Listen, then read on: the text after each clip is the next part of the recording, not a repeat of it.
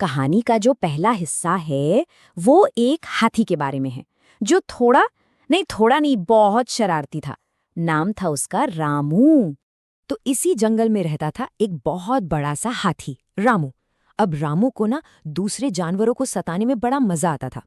उसकी सबसे बुरी आदत थी पेड़ों को अपनी सूंड से धक्का देके गिरा देना, और वो भी खासकर वो पेड़ जिन पर चिड़ियों ने अपने छोटे छोटे प्यारे प्यारे घोंसले बनाए होते थे। कोई भी छोटी सी चिड़िया जैसे टीनू जब उससे कहती, रामू प्लीज प्लीज रुक जाओ मेरा घर टूट जाएगा, तो रामू जोर जोर से हंसता और कहता, हा हा हा, मैं क्यों रुकूं, अरे मैं तो इस पेड़ को गिराकर ही रहूंगा। और बस बेचारे पक्षियों के घर टूट जाते थे। लेकिन इसी जंगल में एक हीरो भी था। चलो अब उससे मिलते हैं। वो था एक बहुत ही प्यारा और बहादुर तोता मिट्ठू। तो उसी जंगल में रहता था मिट्ठू तोता। बेचारा मिट्ठू ठीक से उड़ नहीं पाता था, इसलिए उसका कोई अपना घर भी नहीं था। पर पता है, उसने हिम्मत नहीं हारी। उसने तय किया कि वो अपना घर खुद बनाएगा। लेकिन ये काम बिल्कुल भी आसान नहीं था। मिट्ठू रोज थोड़ी थोड़ी छोटी छोटी टहनियां जमा करता, फिर उन्हें एक एक करके बड़े ध्यान से बुनता। और जानते हो, ऐसा करते करते उसे पूरा 1 महीना लग गया, और 1 महीने बाद उसका प्यारा सा आरामदायक घोंसला तैयार था। वो अपने नए घर को देखकर फूला नहीं समा रहा था, इतना खुश था। जब जंगल के दूसरे जानवरों ने उसका घर देखा तो सब ने कहा, अरे वाह मिट्ठू, तुमने तो कमाल ही कर दिया, कितना सुंदर घर बनाया है। पर मिट्ठू की ये खुशी ज्यादा दिन नहीं चली। अगली ही सुबह कुछ ऐसा हुआ जिसकी किसी ने कल्पना भी नहीं की थी।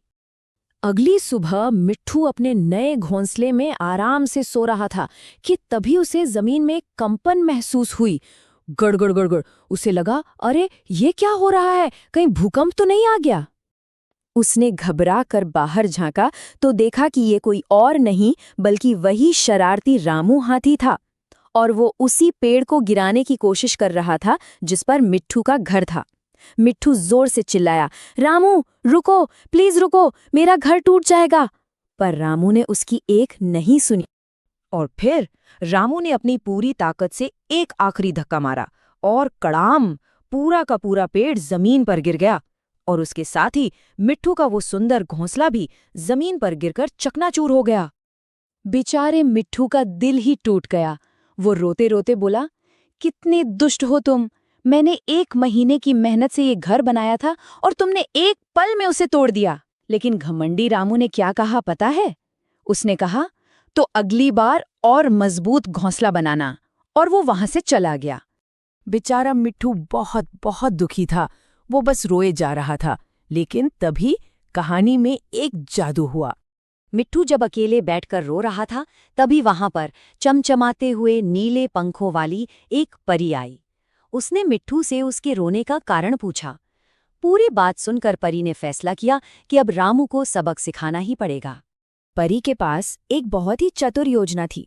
उसने मिट्ठू से कहा, हम जंगल में ये बात फैला देंगे कि तुम अब एक भूत बन गए हो, और फिर मैं अपने जादू से रामू को ऐसा डराऊंगी कि वो कभी किसी को परेशान नहीं करेगा।